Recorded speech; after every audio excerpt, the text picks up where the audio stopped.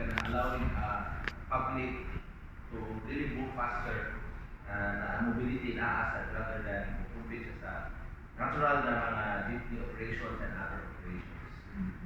And I also feel discipline in the part of the public because now we have the exercise schedule.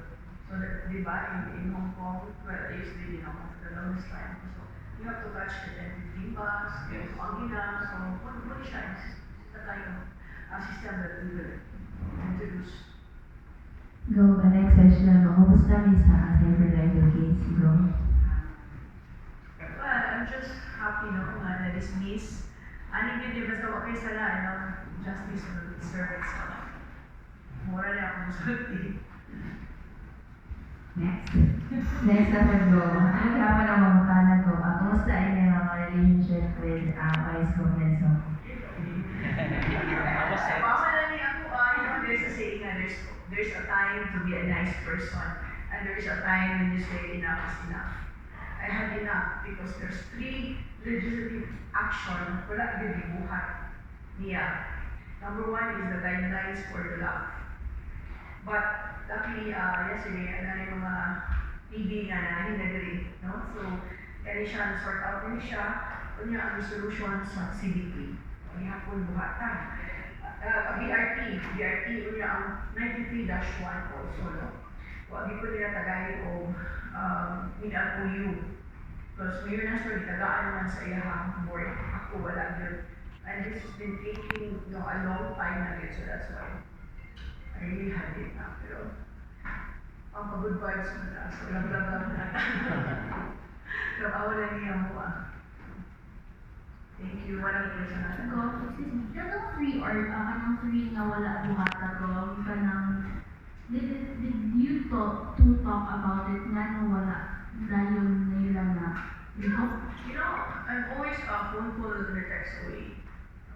So, wala pang yun, and it's been there for a long time. And it's getting in the way of my program. Like, I'm getting released sa trust fund. No? Naadiha ang fund for mobile kitchen, naadiha ang fund for our, sa Baguio, sa mga ang mobile clinic, naadiha sa trust fund. And it's been there since last year. Wala din ginagawa ko. Wala na.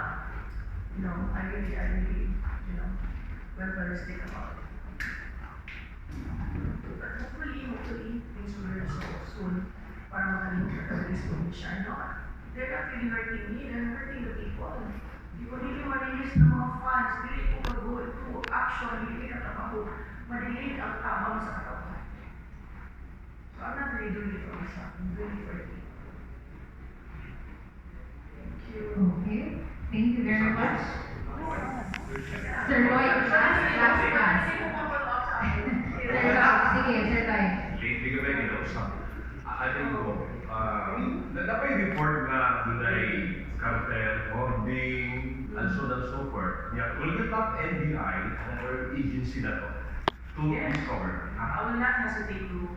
That's the reason why we created the Provincial Monitoring, Price Monitoring Council.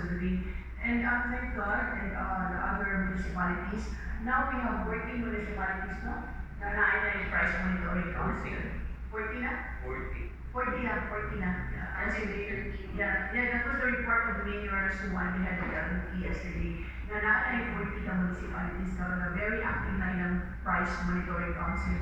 And the agreement was every Thursday maghatag ako regular prices nila sa mga commodities para na sila gauge. So, it's been working. Thank you very much, everybody.